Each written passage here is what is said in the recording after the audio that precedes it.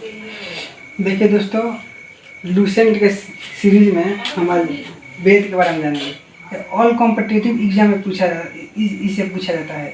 हम इतिहास को 3 भागों में बांटा गया है, जिसमें से हम पढ़ेंगे प्राचीन इतिहास। प्राचीन इतिहास में सबसे पहले वेद के बारे में पढ़ेंगे। अब वेद में पढ़ेंगे वेद को सबसे पहले किसने लिखा था? वेद व्यास। किसने लिखा था? वेद व्यास। वेद को सबसे पहले वेद व्यास ने लिखे थे। अब वेद मुख्यतः 4 होता है: ऋग वेद, यजुर्वेद, सामवेद और अथर्ववेद। चारों वेदों को मिला दिया जाता है तो उसे क्या कहा जाता है? संहिता। चारों वेदों को मिला दिया जाता है उसे क्या कहा जाता है? संहिता। और चारों वेदों के बारे में हम अलग अलग पढ़ेंगे। सबसे पढ़ेंगे पहले ऋग वेद के बारे में, तब यजुर्वेद के बारे में पढ़ेंगे, तब सामवेद के बारे में, तब अथर्ववेद के बारे में पढ़ेंगे।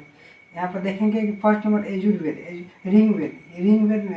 ऋग्वेद किसे कहते हैं? इसका ऋग्वेद ऋचाओं के कर्मठ ज्ञान को ही ऋग्वेद कहा जाता है। जैसे ऋचाओं को हम मंत्र भी कहते हैं। ऋचाओं को क्या कहते हैं?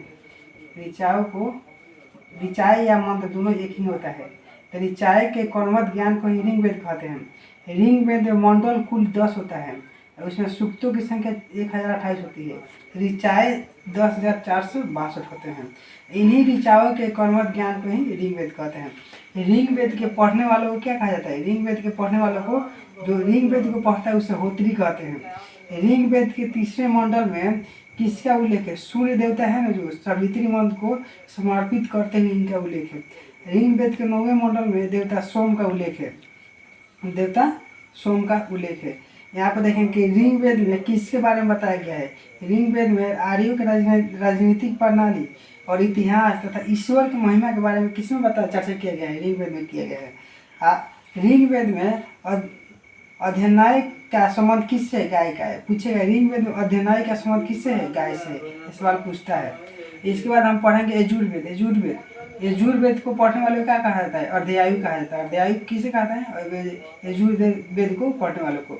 यजुर्वेद में यज्ञों के नियमों के विधि विधानों का वर्णन है। यजुर्वेद में किसका वर्णन है? यज्ञों के नियमों के विधि विधानों का वर्णन है। साथ ही साथ बलिदान का भी वर्णन किसमें है? यजुर्वेद में है। यजुर्वेद में बताया गया है कि गद और पद दोनों हैं। यजुर्वेद में गद और पद दोनों हैं। और इसके बाद पढ़ेंगे सामवेद के बारे में। तो सामवेद को पढ़ने वाले को ऊर्धात्री कहा जाता है। और सामवेद में सूक्त की संख्या कुल कितना होता है? 1810 होता है। 1810 होता है। और सामवेद को ही भारतीय संगीत का जनक कहा जाता है। यहाँ साम का शाब्दिक अर्थ होता है क्या? गान। साम का शाब्दिक अर्थ क्या होता है? गान।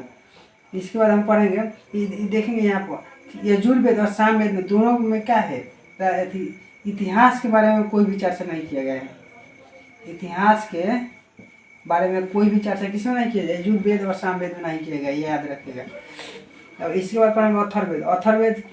अथर्ववेद को अथर्वा ऋषि ने लिखा था। अथर्ववेद को किसने लिखा था? अथर्वा ऋषि ने लिखा था। कौन लिखा था इसको? अथर्वा ऋषि लिखे थे। कौन लिखे थे? अथर्वा ऋषि लिखे थे अथर्ववेद को। अथर्ववेद में कुल मंत्र या ऋचाओं की संख्या 731 है। अथर्ववेद में पद कितने हैं? 6000 है। और अथर्ववेद में औषधि और जादू टोना का वर्णन मिलता है। ठीक है। Thank you for watching this video.